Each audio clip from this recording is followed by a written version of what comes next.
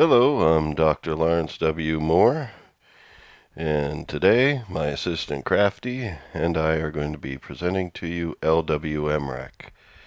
In my video series, Learning Synthesis with Pure Data, throughout Series 1, I went with my viewers from what pure data is, what synthesis is, digital audio concepts, and by the end of the first series, we finished building our first modular synthesizer. And then in the beginning of Series 2, I started on a project called LWM Rack, trying to design a modular system that had like independent modules that could be mixed and matched, kind of like Eurorack, but a virtual one in software and a free one. And so I did this, and in the development process, I eventually just came to where I am now. I took a shift in trying to streamline what I was creating and make things a little bit simpler, but at the same time, by layering simple modules, you can make more and more complex things. And I think I've finally arrived at a system now that's Eurorack-like and very modular, with independent modules that will allow for a lot of different possibilities. Additionally, I decided what I'm going to do is release this as a basic set of the first, I believe it's 5 modules, and then I'll continually add to it from there.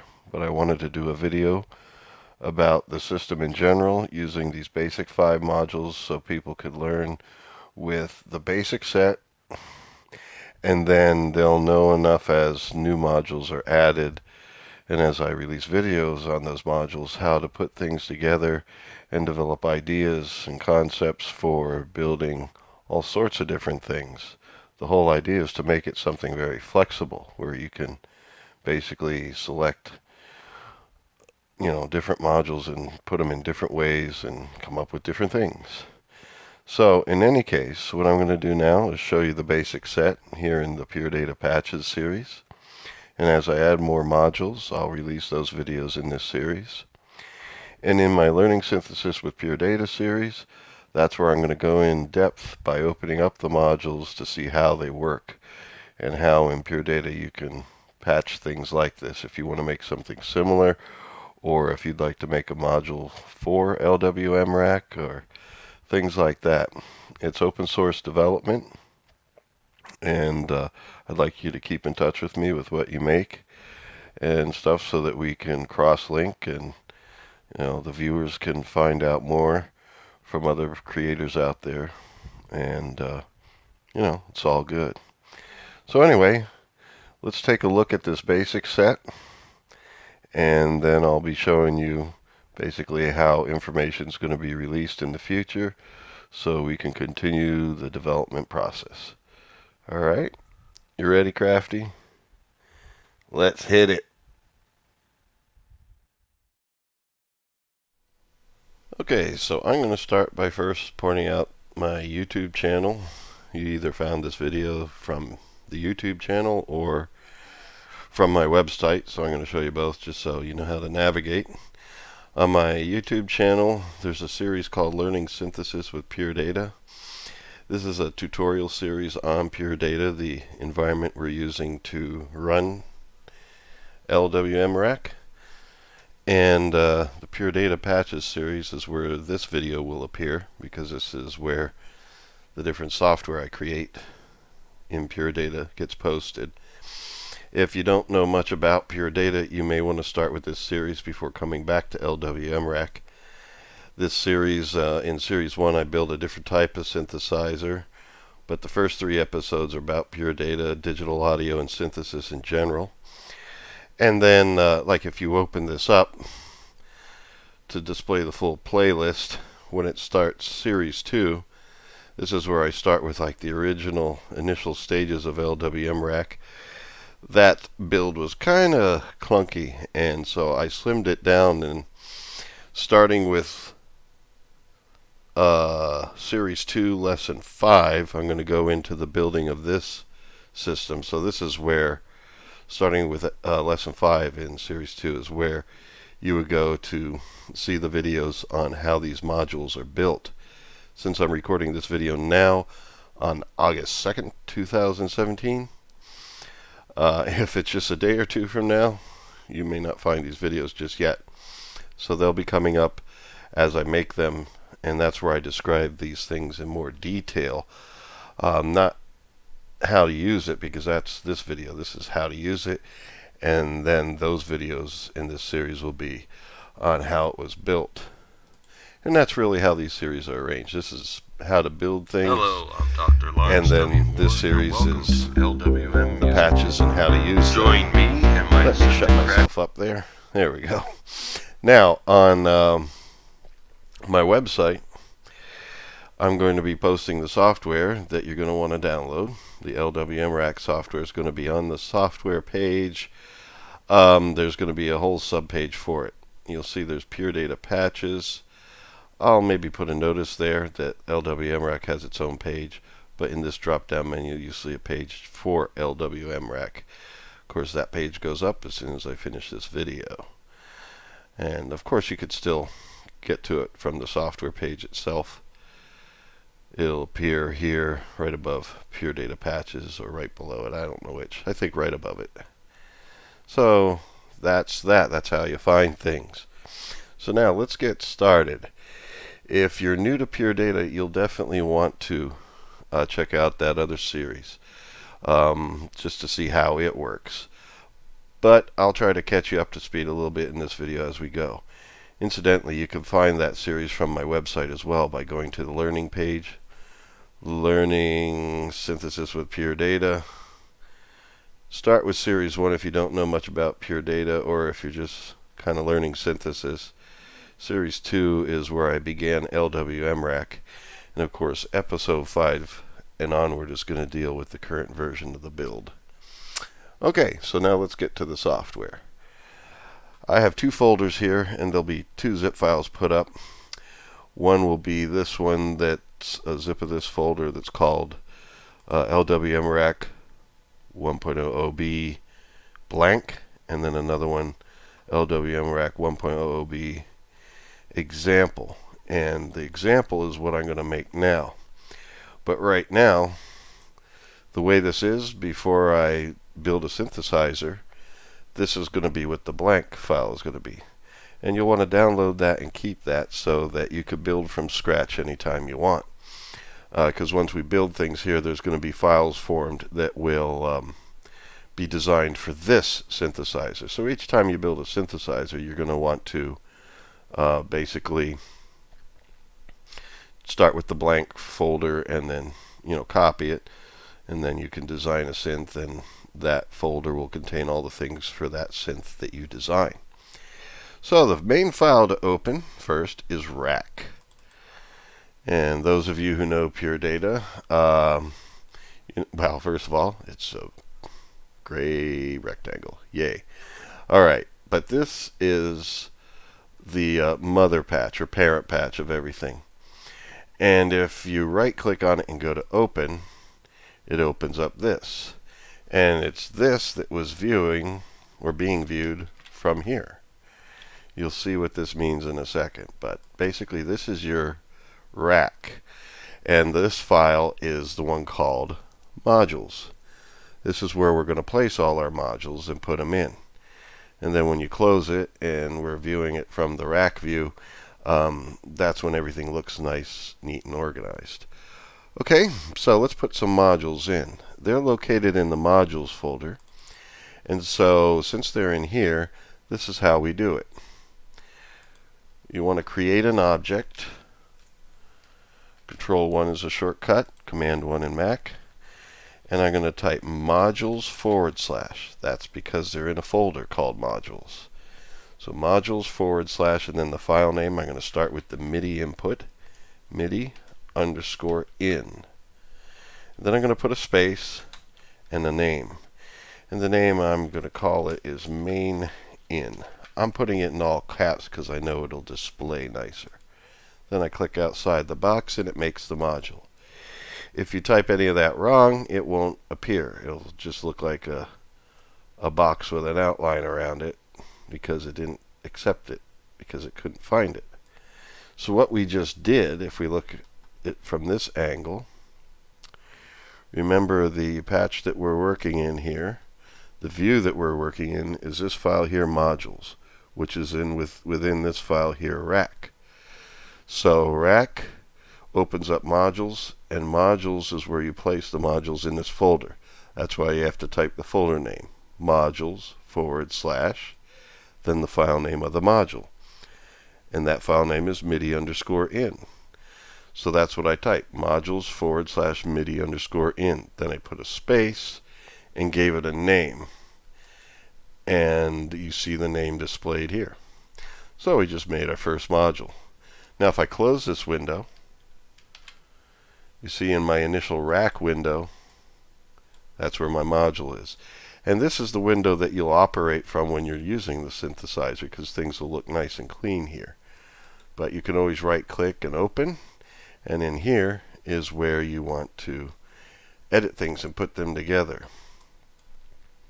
So next I'm going to put in the next module, and that's going to be the VCO.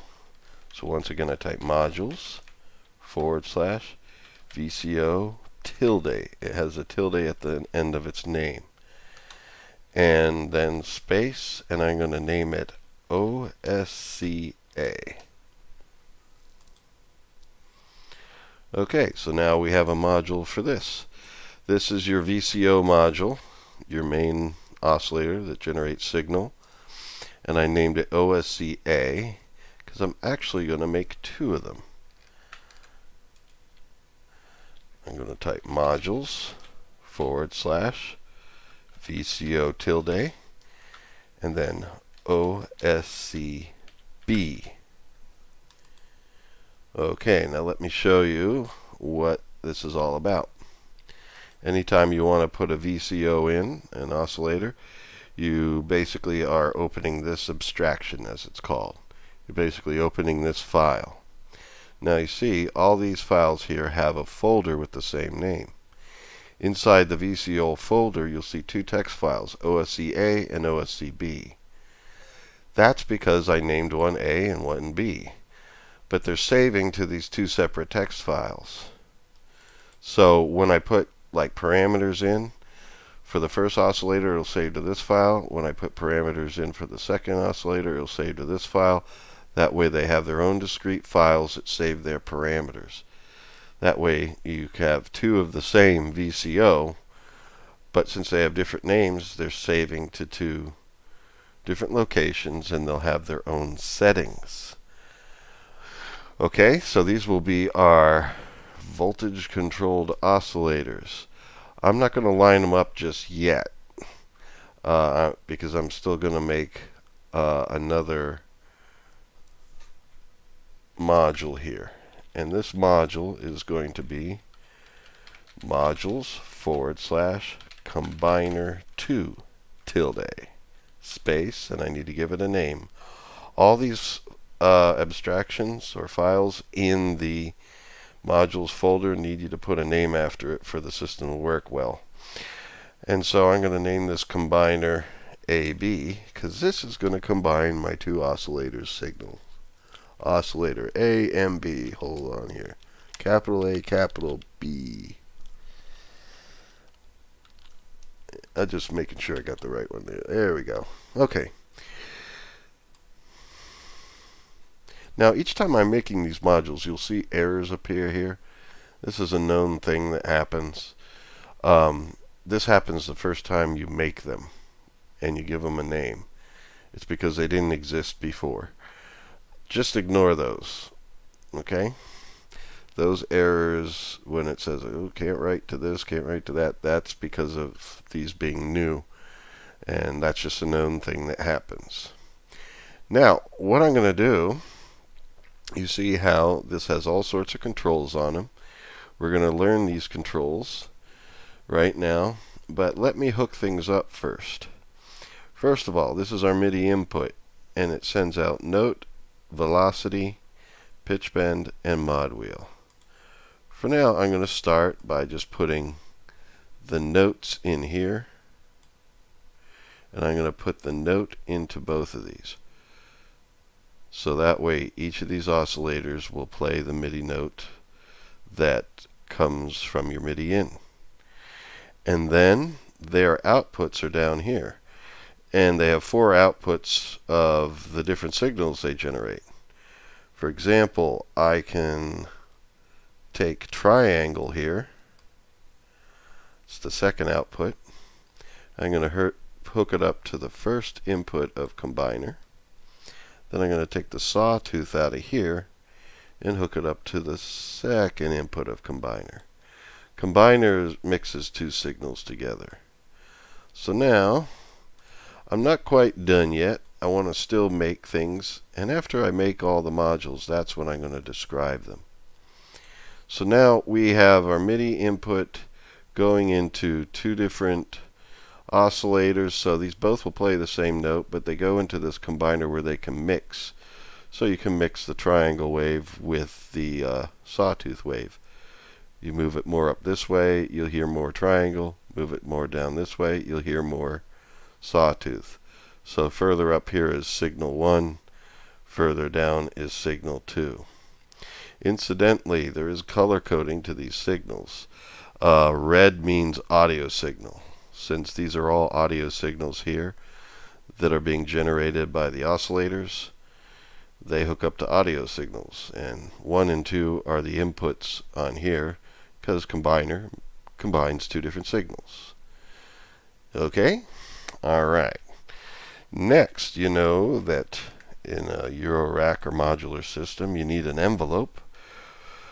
So you can start and end notes. So I'm going to type modules /ADSR tilde space, and we got to give it a name. I'm going to call it main. I don't know why. But you know, got to give it a name so it saves to a text file. If you don't type in anything there, you leave the name out, it'll just make a text file with a blank name. And then if you have 2 different oscillators, for example, and they both don't have a name, they'll be reading from the same text file, so they'll be mixing parameters, and you don't want that. That's why it's good to give them a name, and since it gets displayed, I type them in all caps.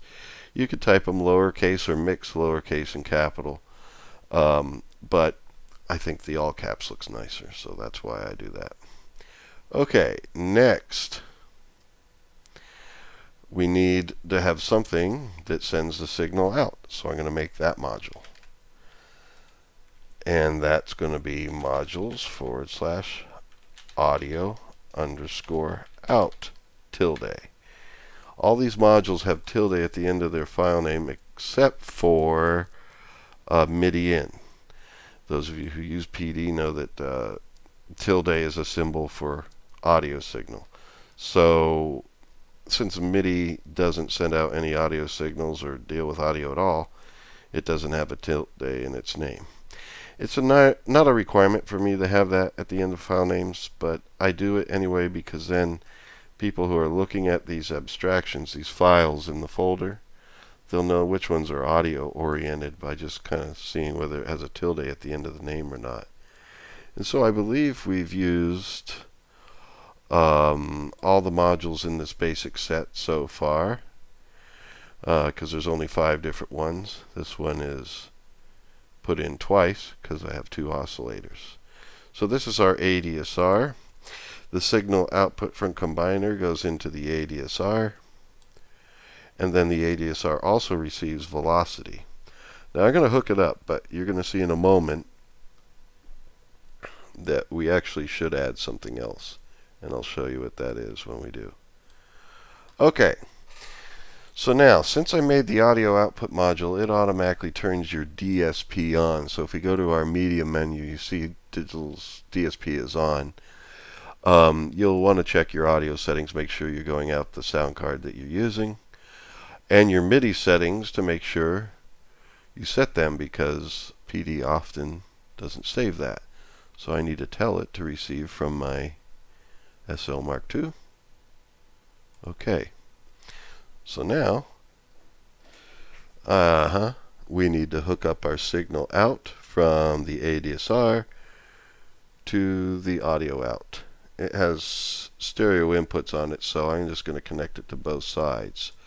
I'm going to be making a panner module so that you can pan left, right, and that way the stereo will be more useful.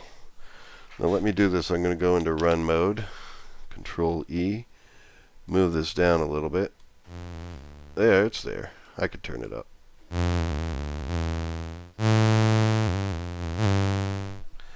Alright, now, the thing is, it's going to stutter a little bit that way because this is a monophonic design. But for monophonic designs to work effectively, what you want to do is, this is just literally taking in note and velocity. But a lot of times when you're playing a monophonic synthesizer, you may press the next note before releasing the note before. And when that happens, once you release the note before, it shuts off the next note you're on, and that could be annoying. And so what I'm going to do is disconnect all my notes and velocities, and I'll show you another item here. I'm also going to, I never connected my velocity, did I? Oh yes, I did. That's why notes turned off.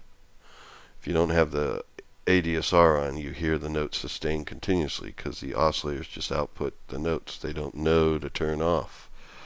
So let's go back a folder here. In addition to the modules folder, there's a tools folder. The difference with these is these are tools that you add to your patch that don't have controls on them. They just do things. And they don't have folders to save parameters because they don't save parameters. One of them is called monophonic. And the monophonic tool does this. I'm going to type in tools /monophonic. And there we go. This gives us the ability to hook up our note and velocity to here. And then we hook up the note to both of our oscillators.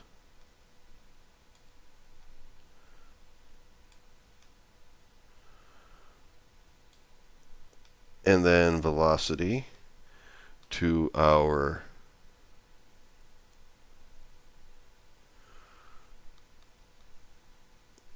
velocity input there. I'm just making sure it goes into the right one. Okay, so now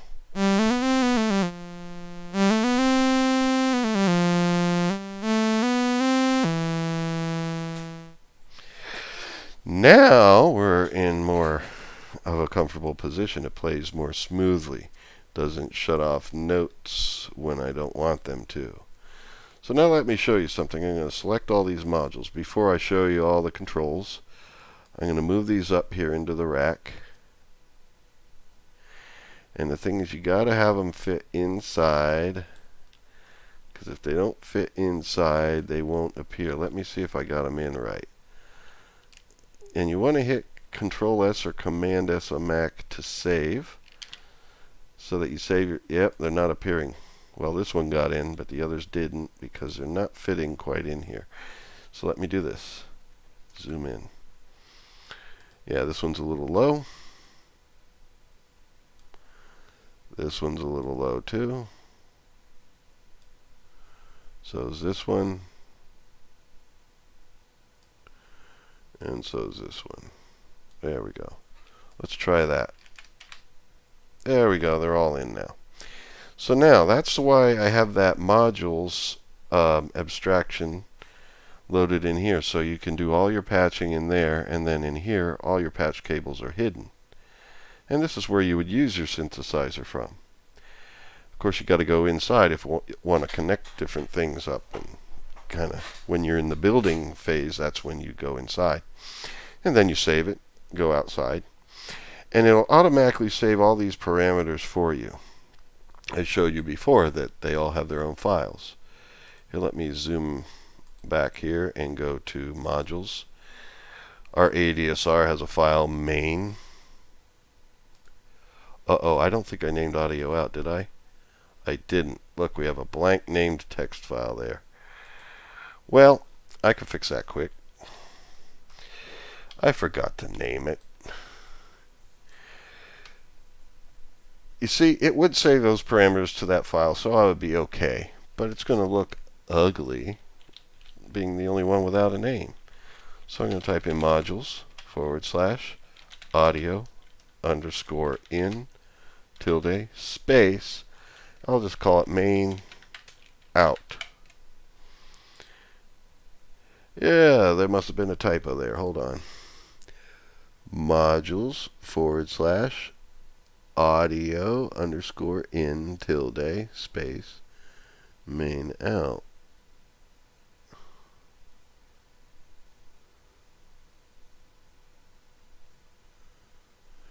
It's not audio in. What the hell am I thinking? It's audio out. Okay. Whenever I make mistakes, it's weird ones. Okay. So we have our audio out here.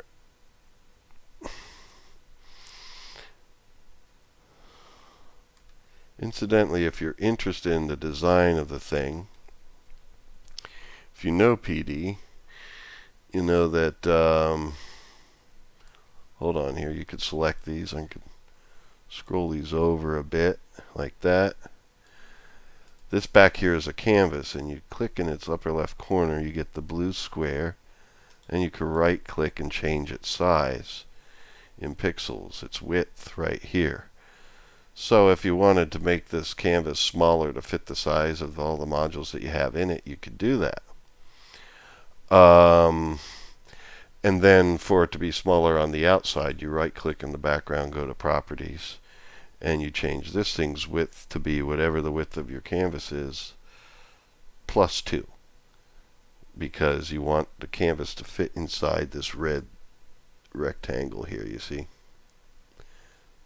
And since it's a 1 pixel border, there we go. I'm going to save that, close it. Yep, it's all appearing. We're good. All these modules so far, these basic modules, are 75 pixels wide, 300 tall. So the canvas is 300 tall. This surrounding thing is 302 pixels tall. And I think I made it 620 wide so you could easily fit all these modules in, and it gives you extra space. Now, of course, you could think of different designs for this. If you're already into synthesis, you kind of know what these things do and how they work, and you can put things in front of other things and patch them all different kinds of ways. So here's our MIDI in. It has on it channel settings, so you can change it to whatever channel you want to receive from. Whatever channel you set this to, that's what it'll receive on, and it'll ignore other channels.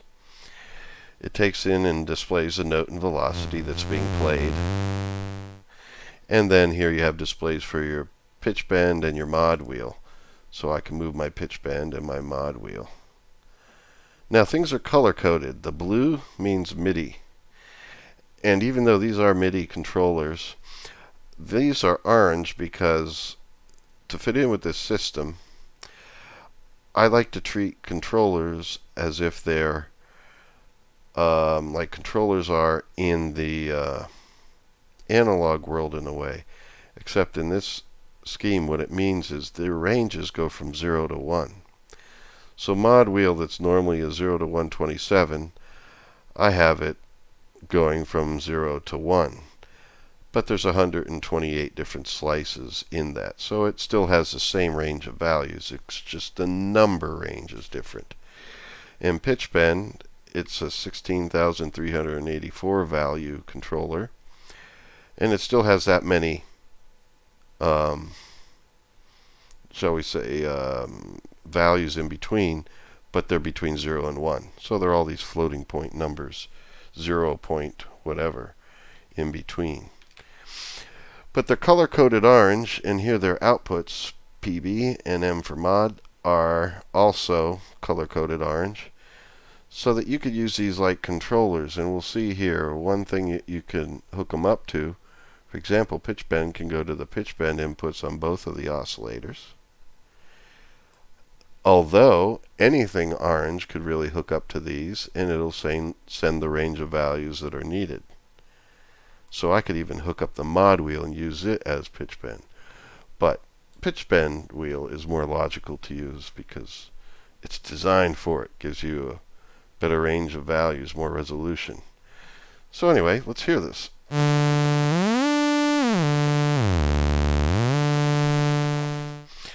And now we have a setting in the oscillators that allows you to set how much you want the bend to be.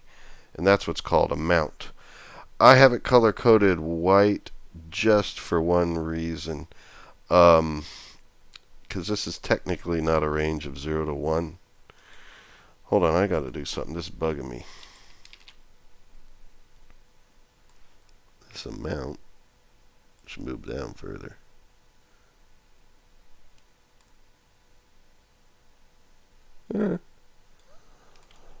Save, and I saved it. Whatever, it doesn't look like I moved it. Although here it does. I guess when they open again, the display will change because these are loading from the same file.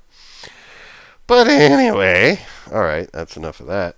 So here I could type in, this is semitones. So if I set this to 7, this oscillator will now bend up 7 semitones and down 7 semitones with the pitch bend. That means that it'll bend up or down a perfect fifth, while this one will still bend up and down an octave. So let's hear that.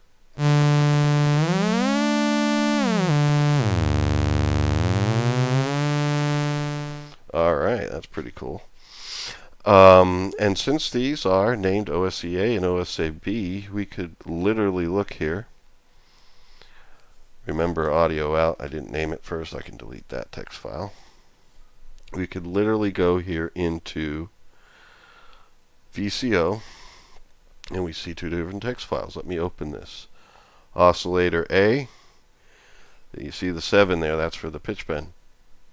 And all the other parameters are saved in here too. And then let's see oscillator B. You see 12.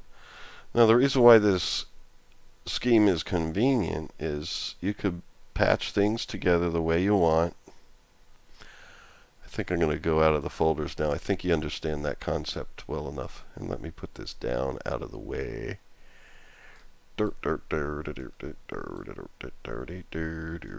Okay. I press Command S here, or Control S. I'm actually using a PC, so it's Control S. And then close the window, Control W. Alright. That's enough to save things. I didn't change anything in this rack thing. I didn't move this thing around. So I can close this. Close this. Now let's go here. This is the folder I opened it from. Let's open rack. Okay, and you see this time no errors on the modules because those errors only appear the first time you put them in.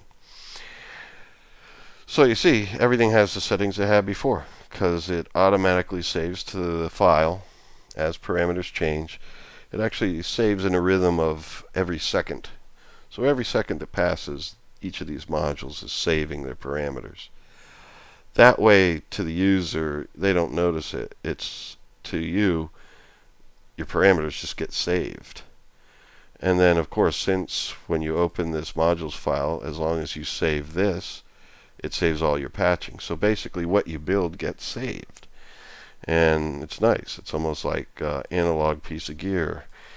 It has its knobs stay where they're at, and the next time you turn it on, everything's where it was. So, when you save this, you're saving the whole thing. So let's keep going here. We see that we have a mount, we have frequency, and we have here, this is just a display. You don't do anything with that. But here you have sense. That's where you can D2 things by sense. Let me show you that. I just know that since I opened this again, I'm going to have to set my muting settings again. There we go. Alright. So now, let's go into run mode. And actually, let's do it from the outside. Come on, use this thing like it's meant to be used. We could change our sense on this one. So now we hear a chorusing effect. Put that up 5 cents, down 5 cents on this one.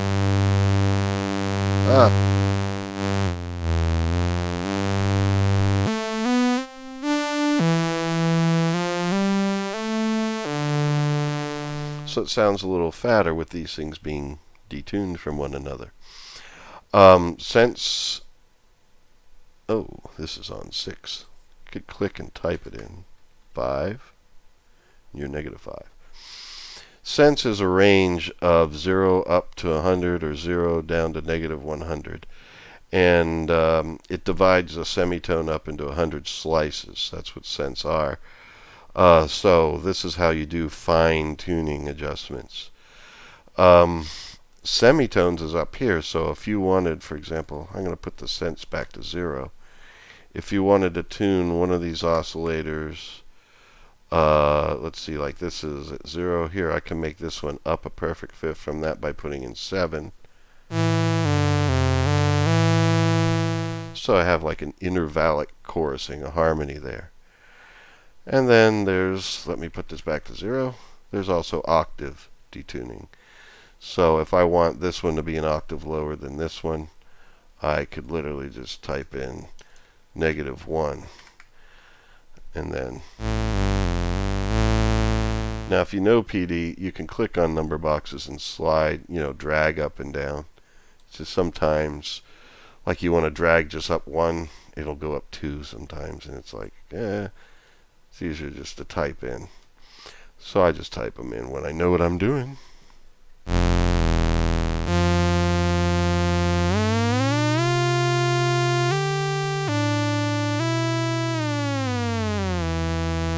That's cool. So let me open this up because we can hook our mod wheel up to something as well. Now, mod wheel, it needs to go into something orange. Like here, this is the mix. So I could control the mix with the mod wheel. Let's take the mod output here, hook it up to the mix here, and that controls this thing. This is mixing the two oscillators together. When it's in the middle like this, it means equal on both sides. When it's turned up, that means you hear more of signal input 1, which is the left oscillator, and when you move it down, it's going to signal input 2, which is the right oscillator. So I hook them up that way, kind of left, right, up, down. I don't know. It's easier to think that way. But you could hook it up backwards if you want. So anyway, here we go. There, that's the triangle wave. There's the sawtooth. And here in the middle, both. But there, let's put it here. Then we hear a little more of the bottom end, since that's the one that's the one that's down the octave. Okay, now if you ever want to just even it out, I put this here so you could just click this, and that means equals, so they're equal on both sides. Okay, alright. Now ADSR, I'm just giving you the quick overview on this. If you want to know more about what an ADSR is, you have to look at my other series, Learning Synthesis with Pure Data and stuff. But basically, the quick and dirty thing is attack, decay, sustain, release. This is how quickly notes attack. If I move this up, it'll be slower.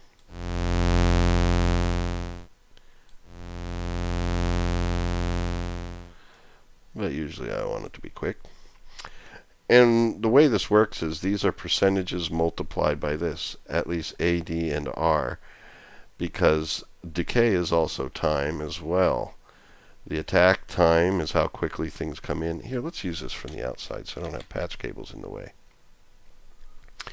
Alright, so I put my sustain level down. This is volume level or amplitude level. Basically, when you play a note, the attack rises to the peak, how hard you hit it, or softer, if you hit it softer. And so it rises to that peak, and then it goes down to sustain. The speed at which it goes down is the decay time here. If I want it to be quick, how about slow. Maybe a little bit of a fade in.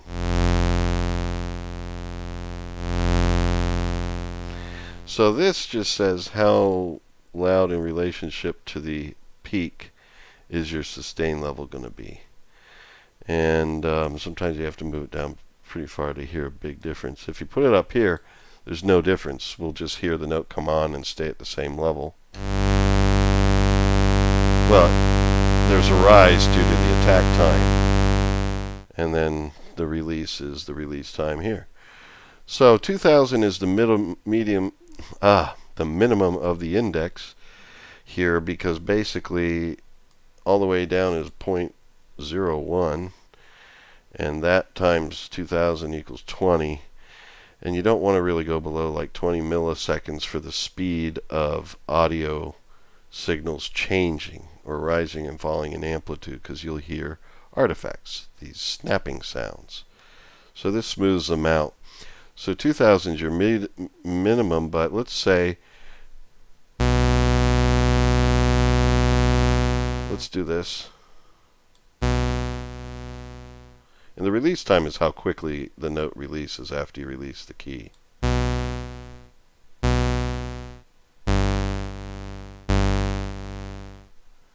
Alright, put the sustain up more. There we go. Now let's say you want to make this longer. I'm going to put in 6,000.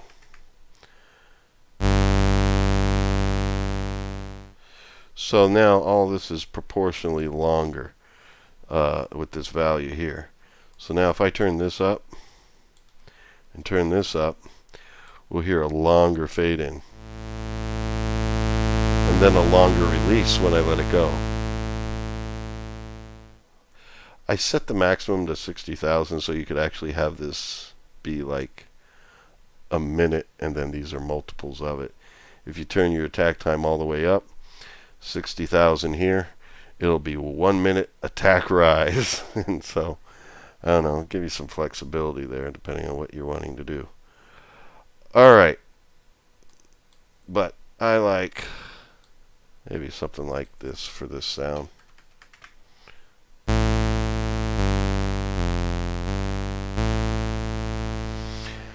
And this is just merely your output level.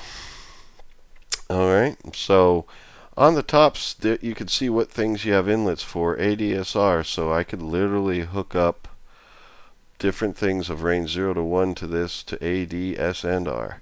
Now I only have one MIDI in module right now in this basic set, but I'm on the very near horizon. I'm going to be making more. I'm going to continually make modules for this thing, and one of them will be like for other MIDI controllers. I'm already envisioning having a second one that's for MIDI volume, pan, sustain, and expression, and then a third one that's for 8 controllers that are assignable, so you can assign them if you have one of those controller keyboards with like 8 knobs on it.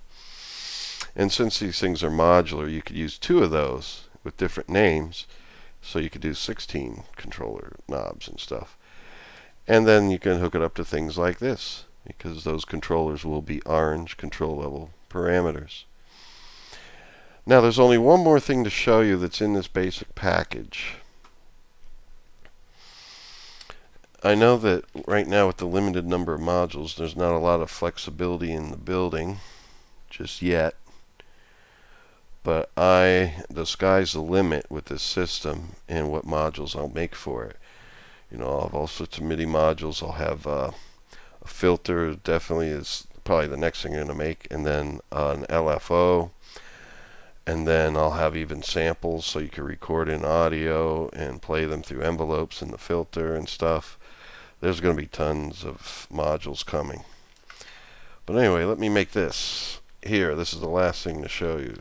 Tools / convert _C _TO _A. No tilde at the name, and just like this one, it doesn't need a name at the end, but it needs me to type it right. Alright, yeah, tools folder, convert C to A. Oh, it has a tilde at the end. That's right, because it converts from control to oscillate to audio. There we go. And what this does, once again, I can put it down below because you don't need to see it on the view. There's nothing to change on it. It converts control signals to audio signals. So I could hook the mod wheel into this, then hook this into PWM. PWM is pulse width modulation. Hey, let's put it on this one. And that means changing the pulse width on a pulse wave. So that'll work with our square wave here. With the other things, you won't hear anything happen. Just a square wave, because that's what PWM is. I put it in because it's a common feature on modular synthesizers. And so where does this go? This hooks up to inlet 1 here. There we go. So now we're just changed the sound that we're going to hear out of this oscillator. Now it's going to be a square wave rather than a triangle wave. There we go. Sounds different.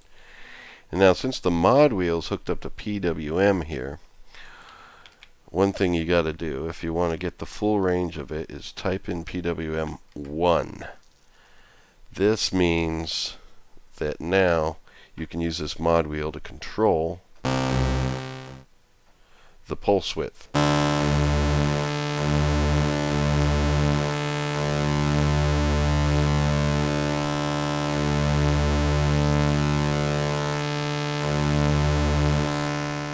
Okay. Now the thing is, if I put it on like 50 or 100, the result is you can only go halfway with it. So if you're just typing in your pulse width, like let's say you always want it to be at 10, the range is 1 to 99. It's like 1 to 99 because then that gets changed to 0.01 to 0.99, which is a comfortable range for pulse width modulation in PD. And so anyway, if I just type a 1 in or a 10 in there, I get that width of pulse wave. If I type in 50, I get a true square wave. Type in 75, you get other pulse widths. So you could literally type it in, but anytime you want to control it with a controller, put it on 1, because then it gives you the full range.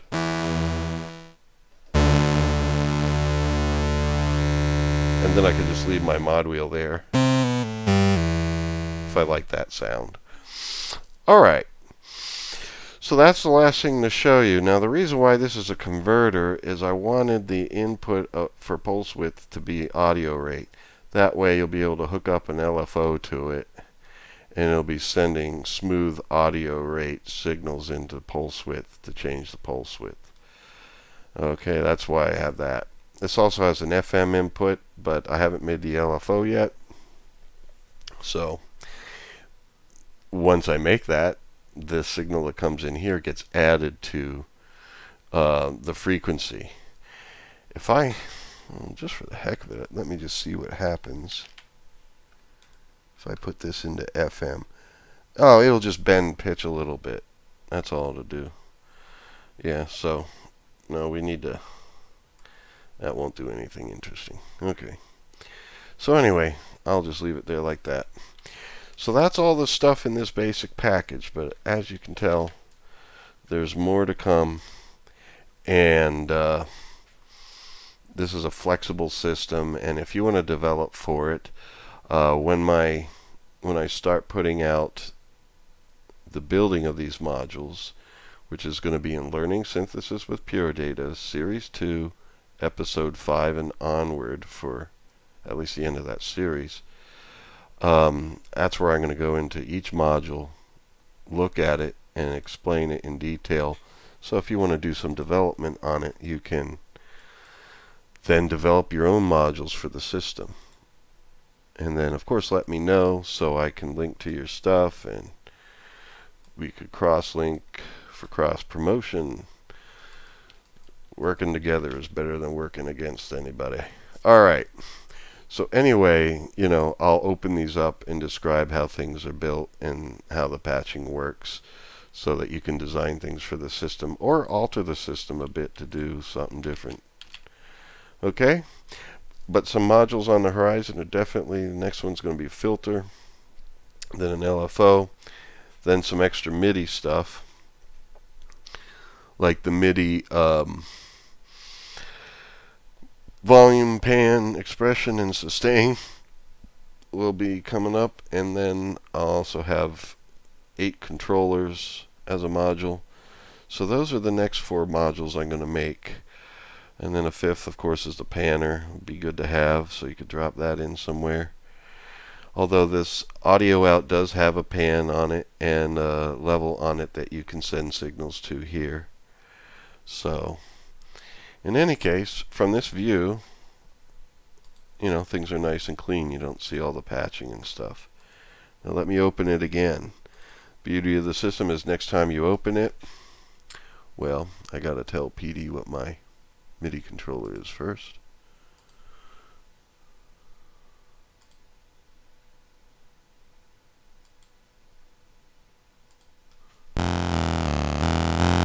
It's the same sound I left it as. So you can use this to build synthesizers, using the combination of modules you want. And then you can also use it to save, sounds that you make, because let's say I want to use the same synthesizer to make a different sound. It's just going to have different parameters. Rather than renaming the modules to save to different files, what I would do is just take this out, make a new folder like this.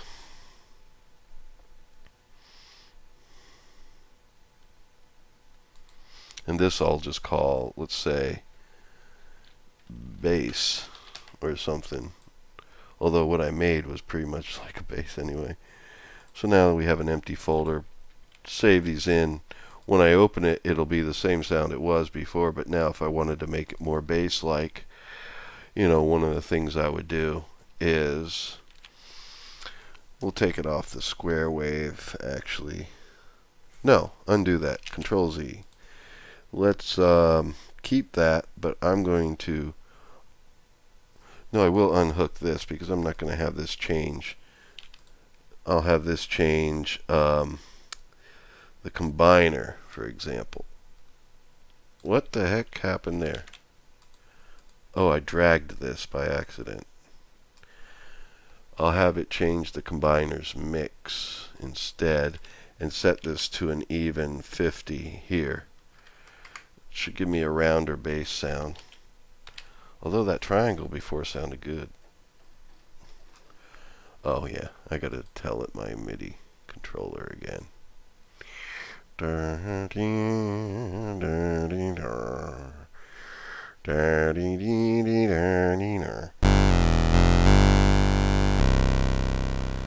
we go. So now this is a second instrument, and if I changed some of the parameters, put that lower note in stronger, that saves with the whole system. I could just close this now, open it again, and all the parameters will be the same because it's saving to those files. So that's how she works, and that's why I'm in this, releasing it with this video as 2 downloads. Or how about I do this? Oh no, we don't need this. Just delete that. That's just to show you. But basically 2 downloads, so you get this example if you want to play with the example I made. And then you have this file here where it's a blank copy and you just build from scratch. And then you keep a copy of that anytime you want to start an instrument over, because all the folders inside there are empty. They don't have any text files already.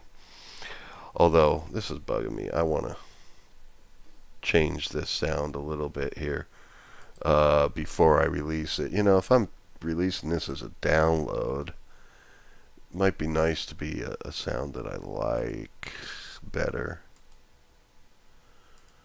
To be honest with you, I liked the original thing.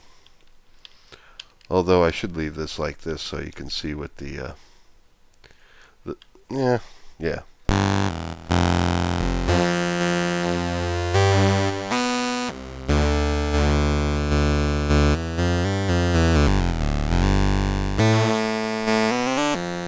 That's good enough. That's your example. Close it. There we go. So anyway, that's it. That's the basic set of LWM Rack. As I build more modules, I'll release them as videos, and they'll appear on my LWM Rack page on my website that I showed you.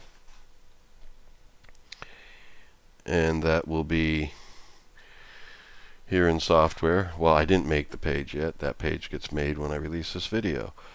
And then at the YouTube channel, the new videos will appear here. So if you subscribe to the channel, which I hope you do, you'll hear announcements when new modules are made. And the video comes out because I'll release a video showing you the new module. So you'll see LWM Rack's video appear here, and then you'll see another video for the next module, and then the next module, and so forth. And we go on and on and on. Alright, so I thank you for joining me this evening, and I'll see you again soon. Ciao.